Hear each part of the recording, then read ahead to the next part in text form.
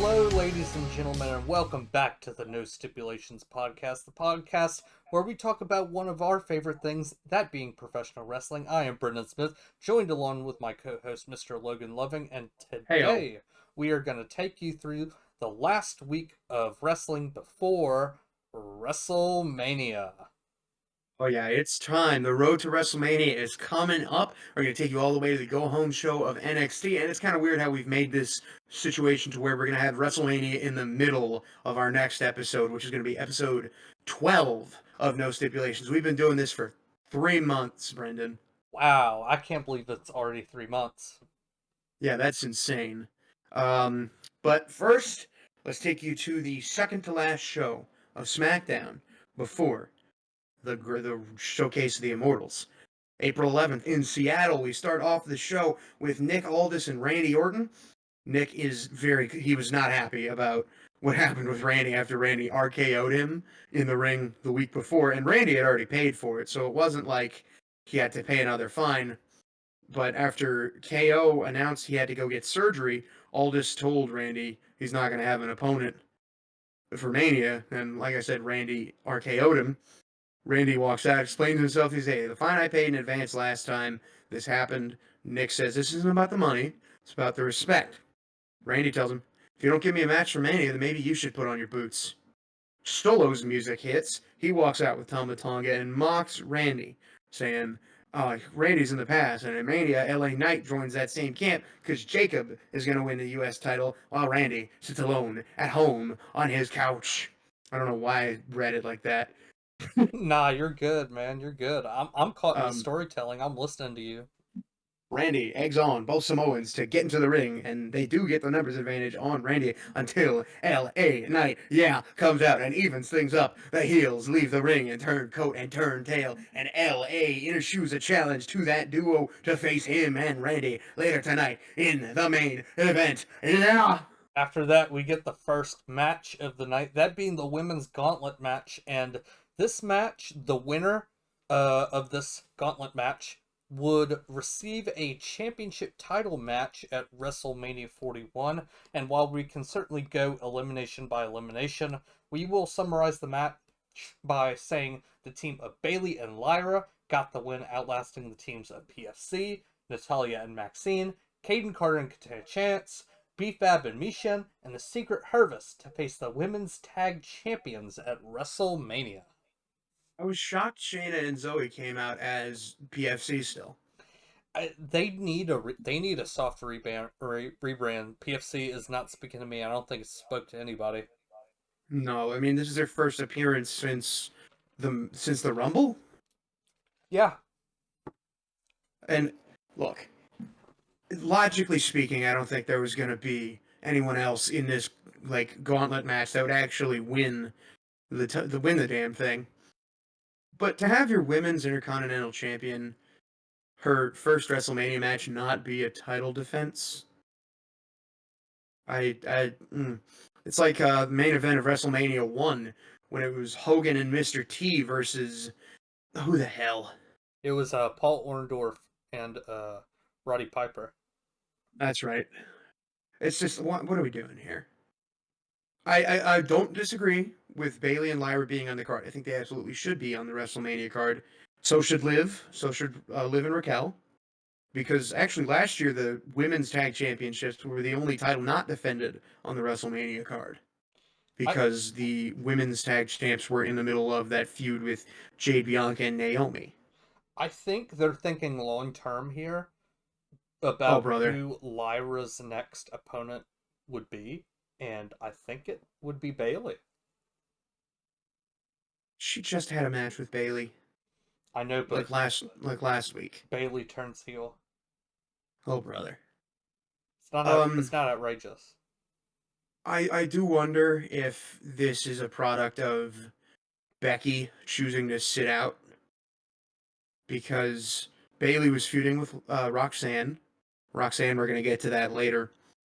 But Lyra looked to be like everyone was hoping Lyra would have a match with Becky at WrestleMania. And Becky, if you want to stay home and be a mother, please do any like this is not me giving permission because you don't need permission to go and be a mother. You know what I mean? Yeah, exactly. We're not gonna hound you to come back. I would love for that. What? That the mic cut off. Yeah. I would love to hear her theme hit. But if she doesn't want to come back soon, please stay home. Please. I don't know where to go without digging a deeper hole for myself here. Yeah, you're probably Anyway, right. They just did straight up drop that Bailey Roxanne storyline and which was just threw stupid. Bailey in there. Roxanne, it should. God, Roxanne was the runner-up in the Rumble and put on a good performance in the Elimination Chamber. You have nothing for her. I Yeah. mean, look, I'm gonna get to it down when we go to NXT. Moving on, there is some announcements. A video surfaced on Twitter earlier of on social media of Charlotte attacking Tiffany in the parking lot while the Street Profits Montez and Dawkins actually sat there and watched. They knew that wasn't their business. Uh, Wade and Joe tell us that both women have had disciplinary action taken against them, and Charlotte has been sent home while Tiffany's here tonight because she was the aggressor. We also get the official announcement, finally, of Damian Priest versus Drew McIntyre at WrestleMania in Las Vegas. The stipulation?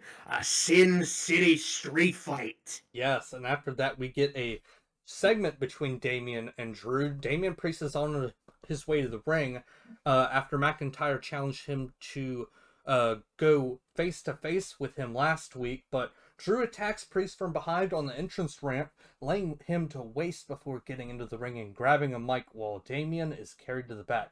Drew says that he always tells the truth, and the truth is that Damian has benefited every time he's been screwed. While he is still wearing the eye patch, he tells the Seattle audience he wants to share a secret with them. He takes off the eye patch and he says, I am 100% cleared, and Damian Priest, that means you are 100% screwed. Damon then is seen rushing past security, pushing them out of the way, and as he runs into the ring, he's visibly gassed. Drew meets him outside the ring, and a brawl ensues that has Drew walking out on top, with him gouging Damian's eyes and hitting a future shock DDT on the ring stairs and snatching Priest's chain, ending the segment. I have to see how the go home show ends with these two because after everything Drew has done, I feel like he needs to go over here. Oh yeah, Drew goes over. And That's don't get me wrong, a this prediction you and me will likely share. yeah this match. Oh yeah, we are putting out a prediction video for those curious. This match I have similar feelings to as the rest of the card. It's going to be a good match, but God, the road to it has not been great. I feel like It's they're doing this match merely because of what they were doing already in advance, and then they saw we don't have any plans for Drew. Oh wait, we can just put him with Damien. and it's nothing on Damien. Damien's a fine wrestler. But I just think I share this opinion with many people. After everything Drew put on last year, from like SummerSlam onward with Punk, and what he did with the Bloodline to start to start 2025, I just this feels like a Plan B. You know what I mean? Yeah, I understand. But moving on, we have DIY backstage with Pretty Deadly, and like Drew McIntyre, DIY is saying that we were screwed out of the number one contenders match against Motor City Machine Guns with the exposed turnbuckle that they exposed and ran into like a chicken with its head between its legs. Pretty Deadly says you guys are out of your minds, and Motor City Machine Guns take their place, and all they say to them, karma, and not the wrestler, Karma. Yes. Next, we got a match between Ray Phoenix and Berto, and it's another impressive outing by Ray Phoenix tonight as he gets the best of Berto. During the match, he hits impressive moves like his jumping sidekick and his run on the ropes to hit a chest kick on Berto. I found Adios, that was amigo. really cool. I think that's called Adios Amigo. Adios, amigo. All right, a little mental note. After the match, Santos Escobar enters the ring and tells Berto to give Phoenix his props, which Berto doesn't really do that. Instead, extends out his hand as he is in the process of already leaving the ring. Santos, however, does give Ray his proper respect, extending out his hand to him and even doing Ray's hand gesture as he leaves. What if Ray is Randy's opponent at Mania? Mm, I don't know. That doesn't I really don't know move either. mountains. I'm just kind of spitballing here. If Ray I think it'd be. was to have a match at Mania, I think it would be a tag match with Andrade versus Elgato. Oh God, not the Legado del Fantasma in a tag match again. Yeah, tell me about it. Uh, we're going backstage again. Byron Saxton's with Roxanne Perez, actually. She's waiting outside of Nick Aldis's office. She says, Ava isn't going to give me what I want, so I'm going to weigh my options with the main roster. She wants to fight for the women's title and says that Tiffy can't cut it. And to a pleasant surprise, that statement was in earshot of our women's champion. Tiffany says that if you're so confident, you should face me later tonight. Aldis then opens the door and says, sure, fine, whatever, I don't care. I'm Yeah, dealing with enough. he's stopped caring at this the point. GMs the GMs are going through it, man. Pierce with the triple threat between the women. I saw it's, this one video of Adam Pierce talking with Ronda Rousey in the yeah, he ring. was tearing into You her. saw that video too? Yes, and Adam was like, "Thanks for actually watching the show." Oh man. But Both of the GMs on the main roster are doing a fantastic job at what they do. keep them here forever. They should be the permanent Raw and SmackDown GMs. Or honestly, swap them every now and then. Keep them. No, I'm saying put one on SmackDown, put one on Raw, and just flip flop every now and then. I don't know. I Give them feel a like day they to should give them. be rooted to their brand. Oh, I have a good idea. What? For Survivor Series. Instead of War Games, Raw you v put all SmackDown. you put Aldis on Raw, you put Pierce on SmackDown, and you make them fight each other's rosters. Not bad idea. Not bad. But Let next we have let me cook. I'll put the title on Ilya for 8,000 days. next we have a package vignette and backstage segment. We have a package showing the history between CM Punk and Paul Heyman, and uh, that's played. And afterwards, we get both a superstar teaser vignette and a backstage segment with Zelina and Chelsea. Chelsea is outside the trainer's room, practically begging the Secret Harvest to come to her aid for her match, but sadly for her, they are reeling from the match earlier tonight. Zelina comes in and says that it is truly shame, but now we get to really see what kind of champion you are, and then she leaves, giving us that match next. I think this match was a botch from the referee, if I'm being completely honest. Zelina did win the match, but it was by countout, and even if this was a U.S. title match, the belt doesn't change by countout. Who was the referee? I can't remember. I don't know, but Either way, I think this was that was just such a weird ending. it was. I didn't. Uh, I saw the end of the clip. I wasn't in the room whenever the match ended, so I can't say that I watched it live. But just to have a match end in count out in general is just very strange to happen. it was weird. It was just a weird ending. I don't know. I don't know.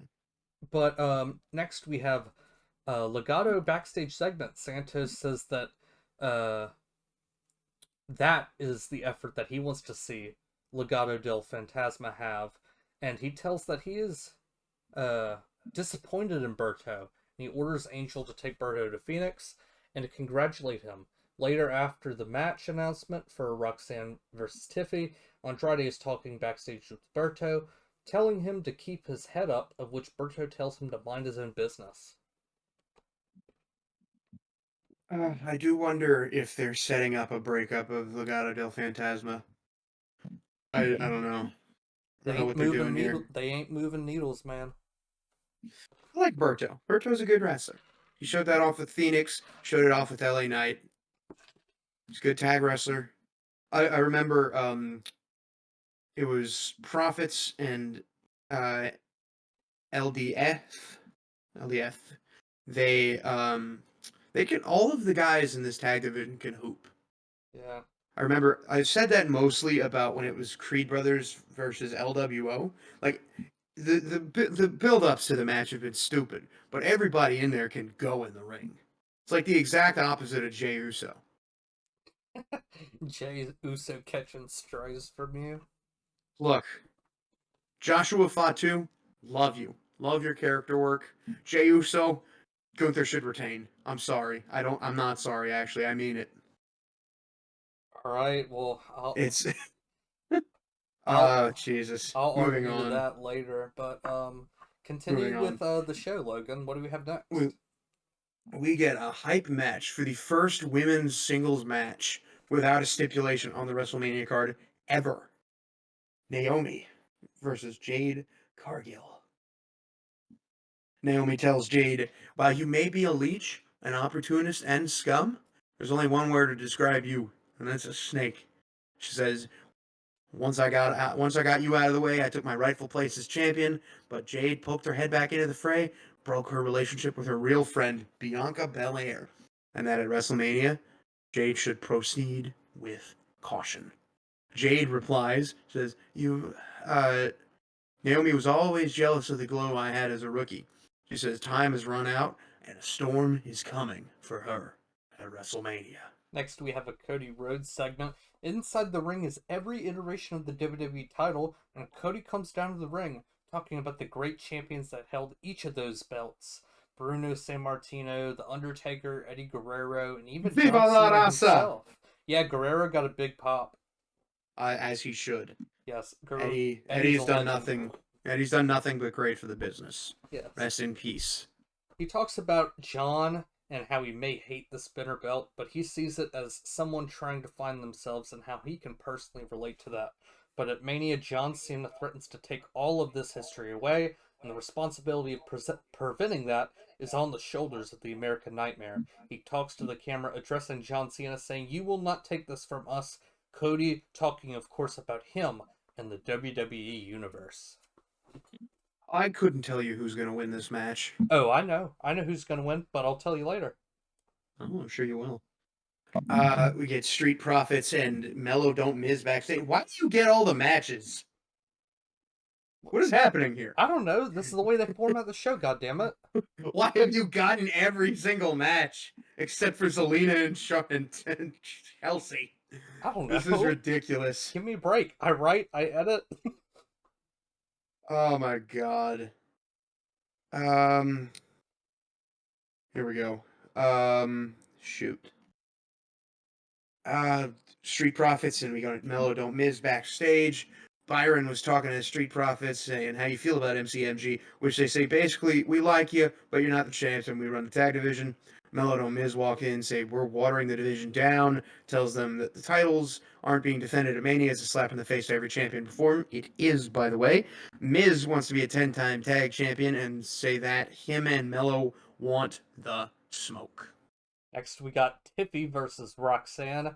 Tiffy wins the match, but afterwards, a woman in a hoodie attacks the WWE Women's Champion. Oh my god! Who might that be? Oh, the hood assailant is, of course, Charlotte Flair, who attacked Tiffy earlier today. Oh god! And then later, I don't know. Again, with this match, it's going to be a fantastic match. I just don't care for the build-ups. After that, we get Wade and Joe breaking down the Mania card. We're going to get into that at the end of the show. Brendan had it all here, but I'm skipping over that so I can finally get a match. Yes, there you And go. in the main event, LA Knight and Randy Orton versus Solo Sikoa and Tama Tonga. Solo and Randy brawl outside, leave LA ringside. They leave the ringside while LA and Tama continue inside the ring. Knight hits the BFT, but Jacob jumps him from behind, hits 3 moonsaults, picks up the U.S. title, covering it with his germs. I And love that part that I added to the read, yeah, covering it with his germs. Yeah, those belts have got to be so unsanitary. Now that he's covered in his germs, that belt is his, right? I don't know. That I think that was a dead giveaway as to who wins. I don't know. But not to spoil my prediction, but that was the second to last Smackdown before the Showcase of the Immortals. But now we're going to jump into the Go Home show, the final Raw before WrestleMania from April 14th from Sacramento, California, the capital of that state with the most electoral votes, I believe. Start us off, B. Yes, we got Gunther and Michael Cole in an in-ring interview. Although the interview with Michael Cole was supposed to be later in the night, the ring general wants that interview right now, goddammit, in the middle of the ring. Cole addresses Jay, talking about how he wasn't scared of Gunther anymore, of which the World Heavyweight Champion cuts Cole off and tells the WWE Universe that Jay is full of crap. Gunther talks about how Jey Uso is nothing compared to him, how he can't lace his boot, how he has been the greatest gift this company has ever received, and how 80% of his time here in WWE has been with a championship around his waist. Gunther addresses the people whom have said he has gone too far and lost control, but Gunther said he didn't go far enough, and how he was in full control when he bathed in Jimmy's blood 2 weeks ago. Gunther says he will talk to his mother and he will tell her that he enjoyed beating the hell out of Jey Uso at WrestleMania. Look, man, how can you hear him say all this, cut this badass promo, covered in Jimmy's blood earlier in the year, in the month, and you have him lose to Jey Uso? Listen, I'm all for feel Save good it for the stories. predictions. Save it for the predictions. I'm all for feel good stories.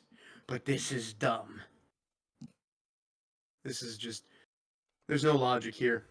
Uh, we actually have our first match of the night, so we get back to back matches. We get Liv Morgan versus Bayley. We also got a Bianca promo before that. We're going to get a promo from each of the three competitors in the women's world championship match at WrestleMania later today. Bianca says she's been in her head with all this stuff lately, all this stuff happening around her. But even with all that, she's going to take care of business at WrestleMania, and there's nothing Rhea Ripley or Io Sky can do about it.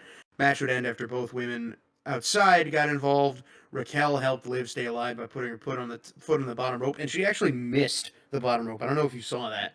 Yeah, I saw that. She did miss the bottom rope. She missed the bottom rope but Liv, the G that she is, actually worked for it. And then of course, excuse me, uh, Liv goes to hit Oblivion, but Lyra holds on to Bayley to keep her from going down. Bayley catches Liv in a jackknife to win the match and Next have the week, momentum. yeah. Next, we have a backstage segment, an upcoming match, and a video package. We see Paul Heyman in the parking garage waiting for the tribal chief to arrive. We also get a really cool drone shot of Rey Mysterio and the LWO making their entrance for their upcoming match. Rhea Ripley says she can see right through Bianca Belair, sees her true intentions, and wants to reveal her as the bad one. And after Rhea lost the Women's World Championship, she is going to do anything to get it back. At WrestleMania, she will take back what belongs to her. The match between Julius Creed and Rey Mysterio would end after all of the LWO and American Made would be ejected, not rejected, from Whoa. ringside, leaving both men alone in the ring to fight amongst themselves. And although they were alone, it was only for a brief moment as El Grande Americano charged ringside and jumped onto the apron. Mysterio charged at the alleged Chad Gable, grabbing at the mask, while Julius rolled up the distracted Mysterio for a 2 count. Mysterio would send Julius running into El Grande, knocking off the side of the ring, and hit a 619, winning the match.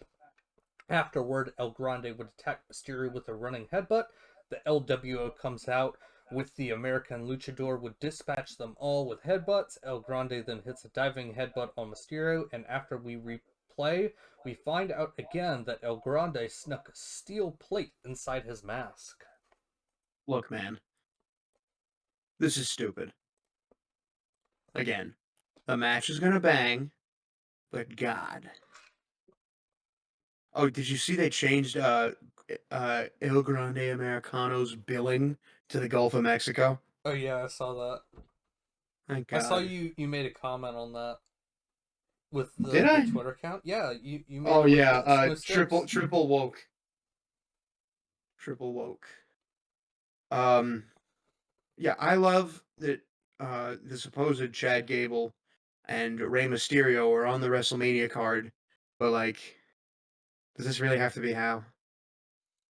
I don't It know. gives the comedy writer something to do, but this isn't funny. Literally, it's not even funny. Um, Brady, you take the next one. I want to talk about the one after that. Oh, you want to talk about the one I have highlighted? Uh huh. All right. we get a War Raiders video and New Day backstage segment.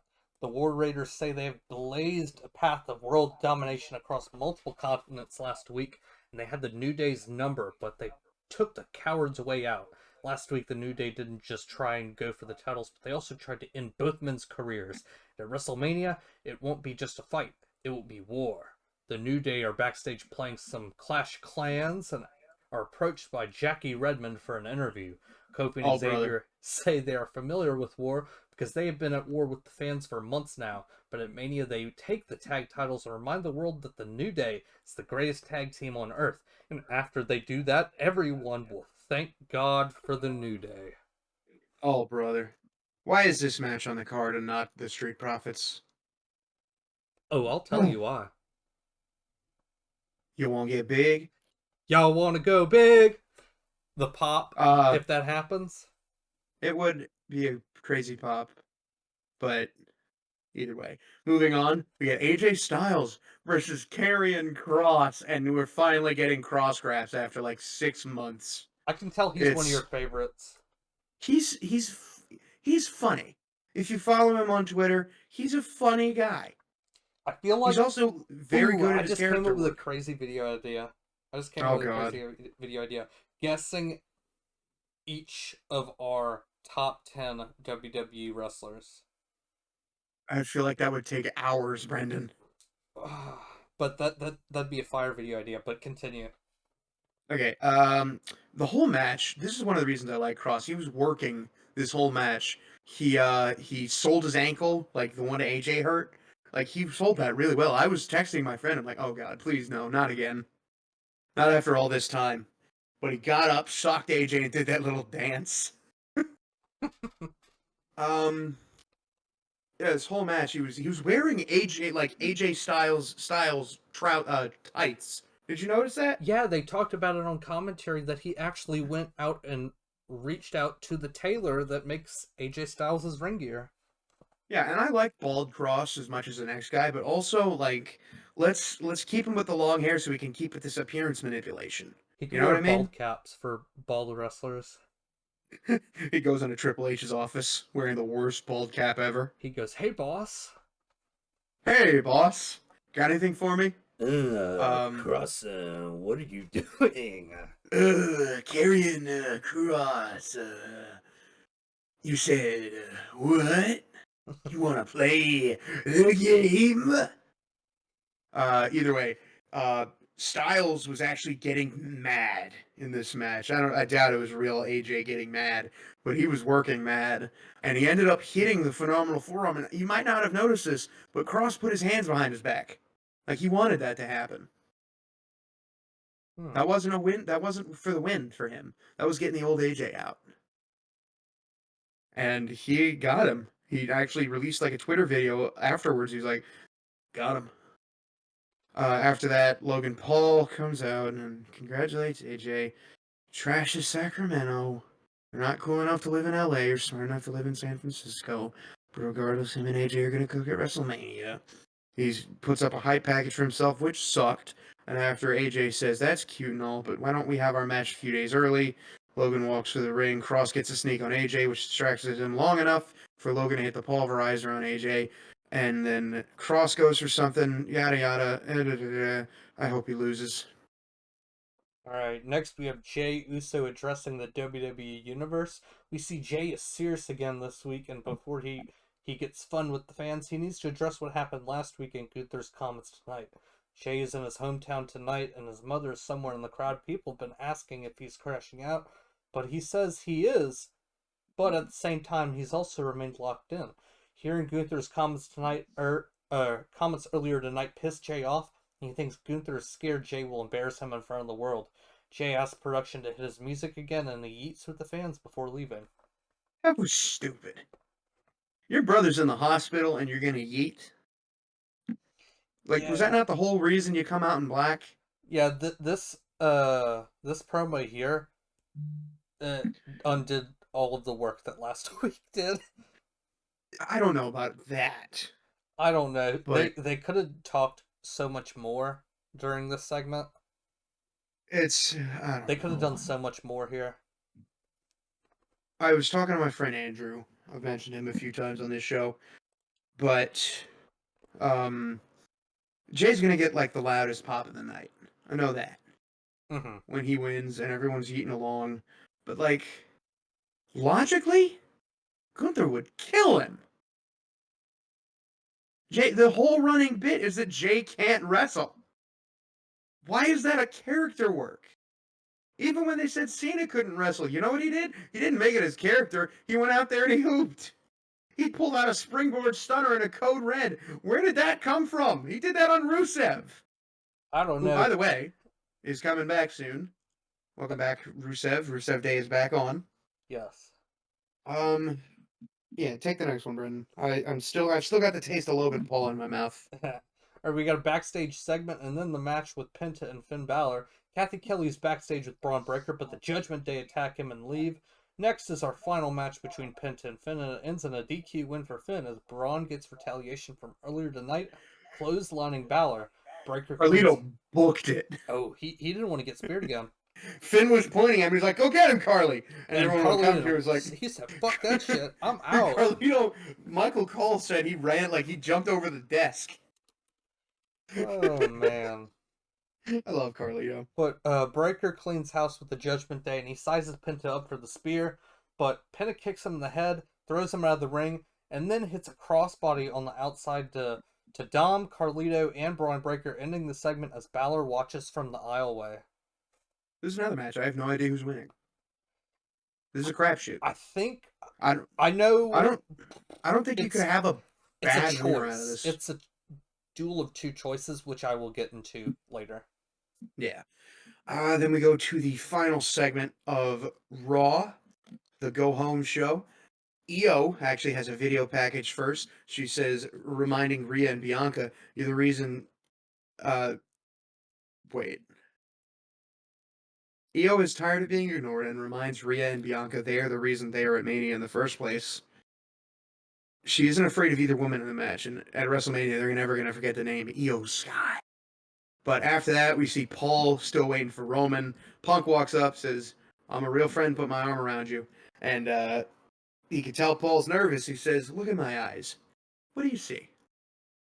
And Paul says, The cult of personality. and then they laugh, and Roman arrives at that time. She's Paul in the arms. I love the way you wrote this. You see, you guys don't see the script. I really want you to put a screenshot up of the script. It says, it was at that moment Roman arrives and sees Paul in the arms of another man. It sounds like a really shitty fan fiction. Wrestling is homoerotic, Brendan. I will defend this until the day I die. And anybody who's listening to this who thinks there's a problem with that, you can fuck right off. But after that, Roman walks right past his scorned lover and goes down to the ring for another quick entrance. He tells Sacramento, "Acknowledge me," dances around the elephant in the room. Roman says, "The whole world can feel and hear that the people of Sacramento love and acknowledge their tribal chief, but not everyone was like him." He questions Sacktown who that might be, and then he asks Paul why he would betray him. We get some "you f***ed up" chants. Roman shakes the microphone to the rhythm of chants the dun dun dun. And Paul says, "I didn't betray you. I only paid back a favor I was owed." "Paul, you still owe $12 million to the ECW wrestlers." Roman isn't satisfied with that answer and says that it seems he's the only person being screwed in this favor. Roman said he would never ask for a favor and instead he would take whatever he wanted and that he never needs to ask for help. Which, wrong, by the way. You literally got the wise man to talk for you. He says he never asked for anyone to join him in War Games and asks why he's supposed to cover the tab to this dumbass favor. Seth's music hits and he instantly stirs the pot wearing the black leather vest not too dissimilar to the old Shield attire. I'll tell you this, in this segment, I'm going to talk about this in a second, but some of Seth's outfits in the past have been questionable. He says it only took a decade for Roman to finally put the pieces to the puzzle, but it came too little too late as at Mania, Seth will walk out the winner of the biggest triple threat match in WrestleMania history. Wrong again. He says the winner of this match will define the future of the industry forever, and the winner can't be someone who only shows up when he sees it convenient. He also says it can't be Punk, because in the business you're going to be joined by people who quit when going gets tough. Now I'm going to mention what I was just talking about. Seth's outfits in the past have been very Rock Austin-y. Yeah. Seth wore neck, what's the thing, the turtleneck with the chain, like Rocco, and that Oh. vest he wore. I don't think it's too dissimilar from the Broken Skull owner. Ooh. I like it. He's been doing these interviews talking about what's best for business, so it's interesting to see him playing these characters. Uh, he also says, Roman, like Punk, your wise man doesn't care about you. Favors are a choice, and Heyman made a choice to choose Punk over him. He implores Roman that, wait. He implores Roman to ask why he chose Punk over him, of which Roman responds by turning to the wise man and then clotheslining Seth, much to Paul's amusement. Paul isn't off the hook, though. Roman shoves him to the ground, leading to Punk coming out, brawling with Reigns. Segment ends with Seth getting a couple of curb stomps, coming out like he did in 2014, grabbing a steel chair and nailing Roman on the back, curb stomping Punk into the mat to stand tall to end the show, which probably means he's eating the pin, which he shouldn't be. I don't know. We'll talk about it. Either way, that was the Raw Go Home. What do you think, Brendan? A pretty good show. Ugh, nothing like last year's, though. Yes. We got the NXT Go Home show now. This is April 15th. We have the NXT North American title #1 contenders match. Starting the show off with this was an interesting choice. Oh yeah, absolutely. Got Ethan Page versus Wes Lee versus Lexis King versus Eddie Thorpe. Everyone wants a spot at Stand and Deliver this coming Saturday with Ricky on commentary. Chaos from the jump, near falls, action outside, King's flailing. It was supposed to say limbs. Oh. Dude, you need to get better at writing. I'm writing on my phone, dude. Alright, I'll give you a pass. Everybody eventually ends up in the corner. Wes powerbombed Ethan and Lexis, who superplexed Eddie. Ethan was taunting Ricky, which gets him ejected. Terrible ref, by the way. Oh, yeah. Lexis, Ethan, I'm not reading this. Please read it. I'm not reading this, Logan. I'm gonna read it. No, don't f***ing read it. We're gonna get nuked off of YouTube. King got middle of the ring. Great, another thing I gotta edit. God damn it, Logan. He had 3 submissions on him all at once. He got middle of the ring. Dude, I got like 7 time codes on my notepad that I have to go back and edit. This was funny. God damn it. I'm sorry, but I'm not. We apologize to the little Timmy that had to hear that on the podcast. No, I don't. Oh, You're gonna mute it. You're gonna mute it anyway. No, I'm gonna leave it in because I don't want to edit. Oh yeah, baby. I'm gonna start saying more stuff. See what it takes to break you. Oh God. Apologize to Timmy right now. Cut the head off the snake right now, or let it fester, Brendan. Your choice. That's up to me to decide tomorrow whether I feel like it. Continue. You were doing this segment. Oh yeah, that's me. That's right. Lexis King got in the middle of the ring, 3 submissions on him all at once. Finisher fest to end it. Lexis with a swanton, Eddie with an elbow drop, Wes with a top rope meteora, King with a coronation, and Ethan with a twisted grin for the win. Ethan Page versus Ricky Saints at Stand and Deliver. Ethan cut a promo promising to ruin Ricky's first defense like he ruined his win, but Ricky comes back out through the crowd and spears him, lifting his title up. This is the only singles match on the card. Oh, really? The only one. Huh. I guess this is either Sean. This has to be Sean looking at his talent field and being like, I want everybody on the card. By the way, I don't think this is a bad thing either. No, of course not. This is a great thing. I want every wrestler on the card. I've been campaigning for like 6 more people to be on the WrestleMania card. These are good ways of booking to make sure everybody you can gets on the card. Not to mention that, but I just think multi-man matches are just more entertaining than just a normal one-on-one. Exactly. Either way, after that we get vignettes similar to the women's triple threat vignettes from Raw. We're going to get a vignette from every competitor in the NXT Women's Championship match at Stand and Deliver from all 4 of them. Jordan Grace cuts a promo. She's talking about how far she's come, how she's crafted her body like a temple and become the juggernaut. And God, she really has turned her body into like a temple. Dude, I was watching this with my dad, and he was like, "That's the same person." Right. She put in the work, and I She makes me want inspired. to go to the gym, bro. I am going to the gym, and she makes me want to do it more. She's freaking Th- we, jacked, man. Jordan Grace, you are I say this in the most tender, loving way possible. Wow, I don't know why I phrase it like that. You are a specimen. Like Yes, you are something else. Jordan, I mean to say this in the most loving and caring way possible. You are a brick shithouse. Yeah, you are like the epitome of an Amazonian. This is Oh like man. this is ridiculous. Move along, Brendan. Move along. All right, so we got the women backstage. We get a congratulation to Sol Ruka, who's now the women's speed champion, which I didn't realize. Actually, watching the show, I found out 9 hours ago that she was Well, the yeah, speed because champion. they only aired Speed on today. Actually, Yes, but I put this in today. Zabruka is going back and forth about which of them are going to win. Kalani comes in being annoying. I don't know why you just wrote that down. I didn't feel like writing all everything she said.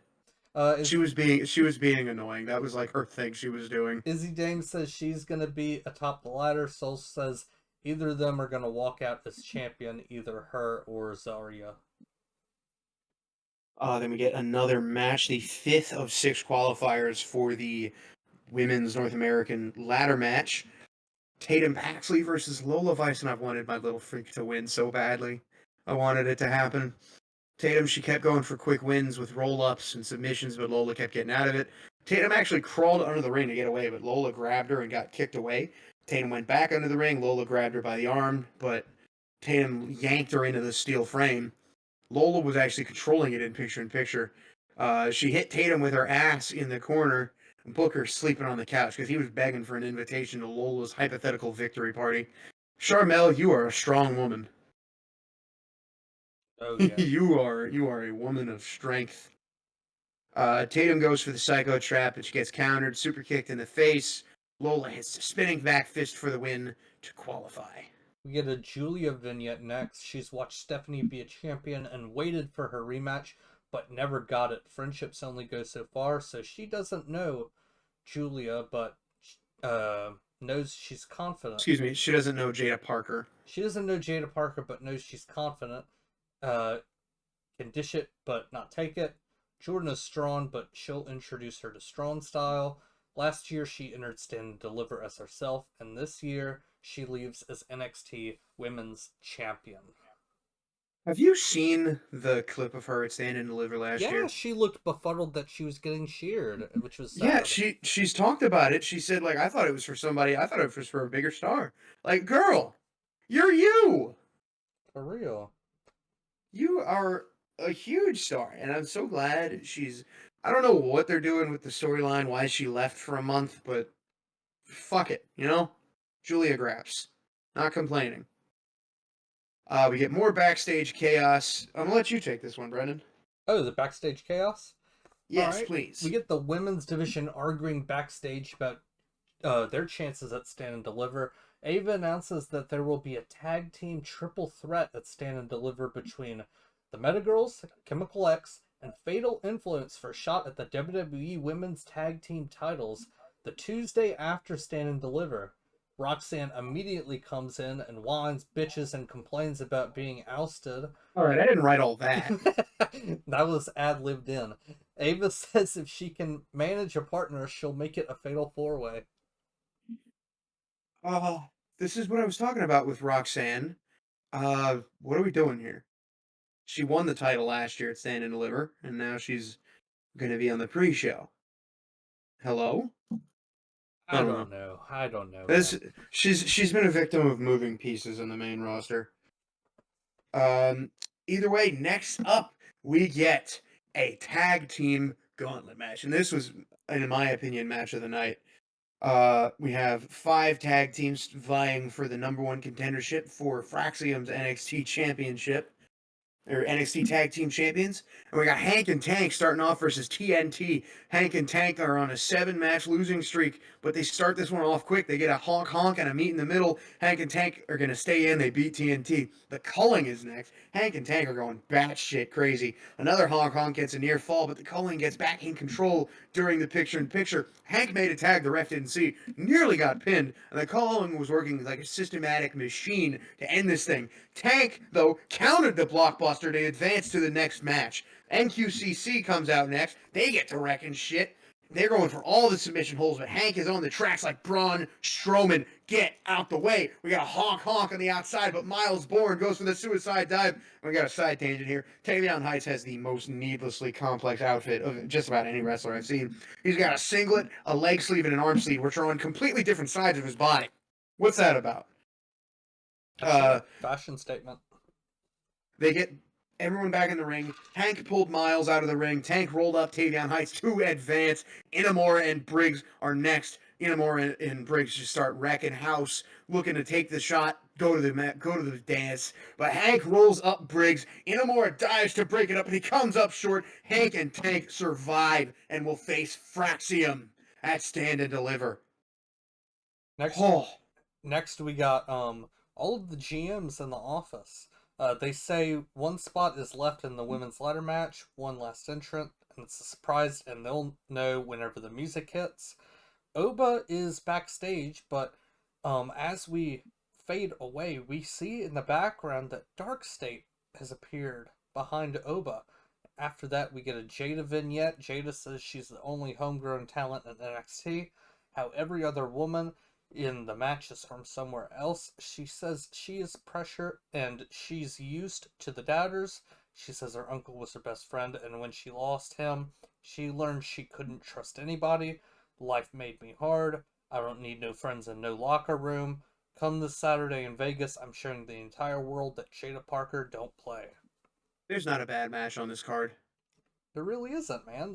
This show kicks ass. Yeah. After that, we actually get the parking lot scrap. The family versus Dark State, as aforementioned, Dark State was in the parking lot waiting as we went to commercial earlier. Stax actually made the call to go out there. The Don does not know about it. Dark State's already waiting for him. They send Rizzo off, and she gets in the car. She's making a call, probably to Tony. Crowbars are being swung the whole time as nameless goons spill about. Action goes inside as Stax and Luca whoop ass with ladders, trash cans, chairs, beating down on Saquon Sugars before Cutler puts Luca through the table, and he gets actually put through a table himself by Luca and Stax. Osiris Griffin buries a crowbar in the wall and then gets speared through the wall by Stax and Luca. It's an absolute shitstorm of bodies flying. Dion Lennox tries to drop a locker onto Stax. Sugars is spraying a fire extinguisher like a lunatic. The action goes out to the other parking lot. Quit bolding that, Brendan. Listen, leave me alone. I just want to point out to the audience that look, whenever you said it's an absolute shitstorm, what you actually typed was it's an absolute shitstorm. Listen. I typed this on my phone while watching the match. Leave me alone. Max, what do you want for dinner? Justice. Okay. All right. Either way. Look. Cut me some slack. Action gets out to the other. Funny. Look, moving on. Action goes out to the other parking lot. Security was getting their asses handed to him. Cutler threw lids into a garage. Cutler threw Luca into a garage door to get a. He threw Stax onto a garage door. There's a double Uranagi on Luca onto the hood of the car. Tony arrives and he starts swinging a crowbar like a madman. Cops actually show up. Saquon Sugar said, "It's 12. Run!" And they do run. Stax says, "We should go." And Tony says, "No, I called the cops." Tony's actually mad at Stax. He says, "I had a plan." He says, "I was handling business how it should be done." Because he set up a tag team match at Stand and Deliver versus Dark State. And Tony tells Stax, "Don't question me again." All right, we have a Stephanie Vicaire vignette. Stephanie talked about how important this was to her family and how she presented the title to her father and Sheila. Hank and Tank backstage, they finally figure out who they are. Now they're finally here ready to put it to the test. Nathan says he knew he could do it, but Axiom says he literally gave them the worst advice ever. Hank and Tank go to shake their hands, but Nathan snubs them. Axiom shakes their hands. Roxanne is whining how she deserves to go stand and deliver by herself. Ava says one of her is plenty, and Ava asks how bad she wants to go stand and deliver, which Roxy says really, really bad. A voice asked really. Cora Jade steps forth and asks if she wants it bad enough to say sorry, and later it is announced that Roxanne has found her partner in Cora, and a fatal 4-way elimination match is made at Stand and Deliver. I don't know if Brendan's going to keep this in, but in case you're wondering why that was so fast, he read it, wasn't sure if his mic was live for that, and he just read it again. So no biggie. Yeah. Moving on, we go backstage. Andre Chase is with Uriah Connors and Kale Dixon, belly aching about letting everyone down again. Out a voice calls out that he didn't let her down. Thea Hale is back. She gives Andre her blessing to start teaching again. She's not rejoining Chase U. Instead, she's going to qualify for the ladder match. Oh, baby. I know you didn't see Thea Hale grasp, but god damn it, Brendan, she can go. She looked really good, man. She's only 21. She's younger than I am by like 6 months. Oh my god. Poor Carmen Petrovich, though. Thea hasn't lost a step. She's also still insane. She actually went like warrior with the ropes, which is something she always does. And she coffin dropped off the springboard after going warrior on the ropes. She hits this weird little twist driver, which I don't know the name of. But she locks in the Kimura to qualify, and she's going to stand and deliver. Oh yeah, baby. But this makes it official. Izzy Dame versus Kalani Jordan versus Lola Vice versus Sol Ruka versus Zarya versus Thea Hale for the NXT Women's North American title on Saturday. Oh, but oh baby. Man, Oh, I honestly don't know who's going to win this match, but we'll talk about it shortly as we have one last segment of the show. Logan, do you want to take this? I absolutely do. We got our final face-off before Stand and Deliver. Trick comes out first. He says he's been doing a whole lot of thinking about who I am. Remember, a few weeks ago, Javon called him Carmelo Hayes, but he gets it now. You either die a hero or you live long enough to be a villain. Heavy is the head that wears the crown. And Oba, your head may be heavy, but I'm coming back for my crown. Javon, that means better luck next year. Oba's music hits. Brr, brr, whoo. I gotta do it every time I talk about Oba's music. Says, Trick, you're a broken record player playing the same old song. You're the only one saying, whoop that Trick. He says, you got one last chance to stand in the spotlight with me because after I'm moving on too. Trick says, Oba, I let you have the title. I'm going to help you out by taking it back. Javon's music hits. He says, cut the music. He tells Trick, please, Trick, shut your ass up. Javon says, I was right about you because you already know how I feel about you. It's time to talk about the ruler. Javon says Oba's from the University of Alabama. Oba says Roll Tide. No, by the way, no Roll Tide. Javon says you're supposed to get to the main roster and be great, but you walk around NXT like it all revolves around you. I want to be dead ass. This kid, and he pointed at himself, said this kid shouldn't have made it to WWE. Says Oba, you're the favorite in this match, but I like it like that. Oba applauds him. He says, Javon Evans, everybody. He says the future isn't here yet, and I'm the present, and this place does revolve around me. Because I'm the man, because I have the title, the top dog. Javon can't handle the title because he is a child. And Trick cuts in and says, what matters to me is getting the title. Javon says, neither of you can touch me in the ring. Mics are discarded. Trick and Oba throw Javon out twice as they throw hand. And then Javon with a double OG cutter to drop both men and stand tall as the go home show goes off air. Holy crap. Really good go home shows. I mean, of course, SmackDown has one last go home left, but Raw had a good go home. NXT had a good go home show. Yeah, really, NXT really good. Since I've started watching, I really don't think NXT's had a bad episode. Honestly, I agree. But, ladies and gentlemen, that is all the show wrestling we're going to talk about. And now, if you look at your time codes, it's going to switch over to something labeled something to the effect of extras. First, we're going to talk about the 2025 Hall of Fame class. And of course, we've got the game. Triple H headlining the event. Going to be inducted by Shawn Michaels. Michelle McCool. Going to be inducted by The Undertaker. One of the what's the word I'm looking for here? Stars of early women's wrestling Yes. in WWE. Divas? Is that the word you're looking for? Was she? She was was a diva? diva. She was in the Divas era.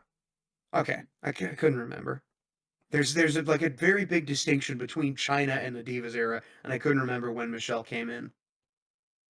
We're also getting Lex Luger, the total package, finally being inducted by Diamond Dallas Page, which I've said it once, I'll say it again. Diamond Dallas Page should be inducted again. He should. He's done so much for wrestlers in the past. We're also getting the natural disasters, earthquake and typhoon. We're getting we're getting the immortal moment. Bret Hart versus Stone Cold Steve Austin at WrestleMania 10. Actually, We're also WrestleMania getting 13, I have to correct you there. Was it 13? It was 13. Oh shoot. I don't know where I got my information from.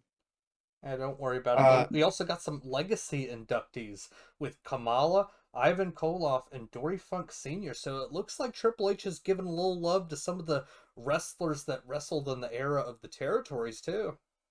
As he absolutely should. Yeah. These are guys who put their bodies on the line for what at the time was practically nothing. Yeah, they were essentially wrestling for a hot dog and a handshake in the eras of the territories. For the love of the game. I mean, some territories were better than others, but I mean, a lot of the people here, like Kamala, he was a Mid-South wrestler, so he went to Louisiana quite frequently. Yeah. But Brendan, you might want to put some dramatic music over this, because right here we've got the final cards for WrestleMania and Stand and Deliver. And first, we're gonna look at Stand and Deliver, the final card for NXT's Showcase of the Immortals. I don't know if that's the right term, but here we go. In the pre-show, we're getting the Fatal 4-Way Tag Team Elimination match for a women's tag title match. The WWE Women's Tag Title match would be a good time to reintroduce the NXT Women's titles, but whatever. We're getting Cora and Roxanne versus Metaphor versus Chemical X versus Fatal Influence. We're also getting, as announced on NXT, the D'Angelo family versus the Dark State. We're getting the NXT Tag Title match, Fraxium versus Hank and Tank. We're getting the NXT North American Championships match, Ricky Starks versus Ethan Page, the only singles match on this show.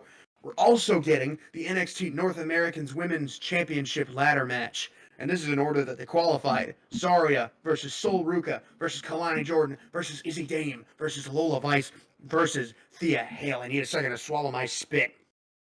Then we're getting a fatal 4-way for the NXT Women's Championship. Stephanie Vaquer versus Julia versus Jada Parker versus Jordan Grace. Of course, your champion is Stephanie Vaquer. And then we're getting the triple threat in the main event for the NXT Championship. We're getting Trick Williams versus the Ruler, Obafemi versus the young OG, Javon Evans. And of course, your champion is the Ruler, Obafemi. And Brendan, why don't you give us night one of WrestleMania? Night one, we got matches like Jade Cargill versus Naomi, Rey Mysterio versus El Grande Americano. This is not confirmed yet, but Randy Orton may or may not have a WrestleMania match. We will find out on the Go Home Friday Night Smackdown this week as we upload. We also have the World Tag Team Championships being the War Raiders defending against the New Day, the United States Champion LA Knight defending against Jacob Fatu, the women's WWE Women's Champion Tiffany Stratton defending against Charlotte Flair, the WWE World Heavyweight Champion Gunther defending against Jey Uso, and the main event of night one, a triple threat match between Seth Rollins, CM Punk, and Roman Reigns. Oh, baby. Like I said, this WrestleMania, the matches are going to cook. I will never deny that all of these matches are probably going to be great. But I just don't like that these are the matches we're getting on WrestleMania in the slots that they are. Either way, night two for WrestleMania, we get AJ Styles versus Logan Paul. Then we're getting a Sin City Street Fight, which is Drew McIntyre versus Damian Priest. Then we're getting a fatal 4-way for the Intercontinental Championship. The champion Braun Breaker defending versus Dominic Mysterio versus Finn Balor versus Penta. And then we're getting the Women's Tag Team Championship. which is the Women's Intercontinental Champion Lyra Valkyria and Bayley versus the champs Liv Morgan and Raquel Rodriguez. Then we get the triple threat for the Women's World Championship, Bianca Belair versus Rhea Ripley, trying to take the title off of the champ, Io Sky, and to close out WrestleMania 41 in Las Vegas as the sun sinks and the heart rate rises. We've got the WWE Undisputed Championship bout. John Cena, the franchise, the man who broke all of our hearts in Elimination Chamber, versus the American Nightmare, the champion, undisputed champion of WWE, Cody Rhodes. But yeah, man, that's what we got this weekend, and I'm super excited. It is going to be a very good WrestleMania. It is going to be great matches, but the build-up has been questionable. I don't know. I feel like the match quality is going to be a lot better than what we have had with the build. No, that's what I'm saying. I agree with you on that. The matches are going to be great. It's going to be a pleasant surprise for anybody that doubted WrestleMania 41. Like, oh, shoot, man, these matches are really good. Yeah, I'm of the belief that these matches are all going to be great. But, gentlemen, I mean, Brendan, you can also cut the dramatic music right around a few minutes ago when I stopped talking about the matches. We got extra notes. Mariah May, per Cultaholic and Dave Meltzer reports, is believed to be coming to WWE. She says it's her dream and she wants to be here. She was a fan back in 2020 when King Corbin pinned Roman Reigns. Oh my God. Oh, so she was a fan whenever it was rough. She was in the trenches. But I've got some questions for you. So on this weekend, what match are you most excited for? Give me a second to look through the matches real quick. I am most excited for the triple threat match between Seth Rollins, CM Punk, and Roman Reigns. Okay, I can see that. What about you, Logan? I am partially excited for Jade Cargill versus Naomi because that's going to be a historic match. Ooh, yeah, that's a good one. That's a very good one. I am interested to see who Randy's opponent's going to be because he's not getting left off the card. Let's be completely serious with ourselves. But I think this is a generic, boring answer. It's got to be John versus Cody. Oh yeah, what happens in that match could shape WWE for the future.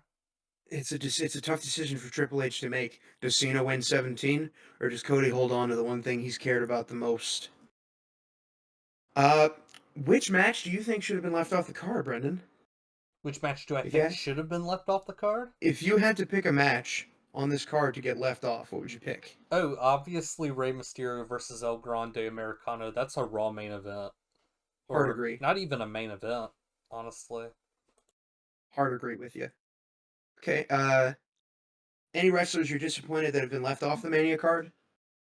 I would say Chelsea Green is probably the big one for me. I agree with that, but also the Street Profits should be on the WrestleMania card. Well, but there's still a chance. So I'm hoping that I'm eating my words going into the end of SmackDown on Friday. I agree though with Chelsea. I think Nia, they should have found something for her to do. Alexa Bliss should be busy this weekend. Hello. Yeah.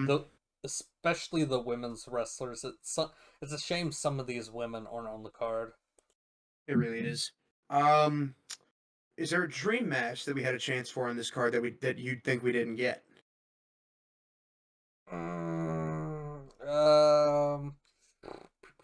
I don't think so. I'm quite content of what we got.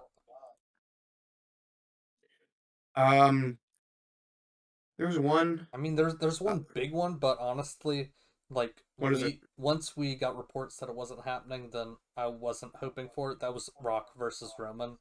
Yeah, that's never happening. Yeah, I don't think it's gonna happen. I don't know if there's a dream match. Dream match is not the right word. Although we did get the Charlotte v Tiffy match, which I and a lot of fans wanted. Oh yeah, like I've said this a few times throughout this episode, but it's going to be a good Mania. It's going to be good matches. Stories may not have necessarily been there, but it's going to be a very fun show. Oh Now, yeah. Brendan, do you have any final thoughts? Don't read the last thing I have, but do you have any final thoughts to leave us with before the Go Home SmackDown and WrestleMania? Karrion Kross for Andre the Giant Memorial Battle Royal winner. I'd be thrilled. Get him a win at something. Or Carmelo Hayes, even. But, Brendan, I just want to thank everybody for watching this. Thank you for sticking with us through the 3 months that we've been doing this. And thank you to anybody new who decided to ring that bell and click that subscribe button to get more of our content. We've got more on the way. We're still learning this new YouTube thing. But, ladies, gentlemen, our non-binary friends, my final statement before WrestleMania. Are you ready?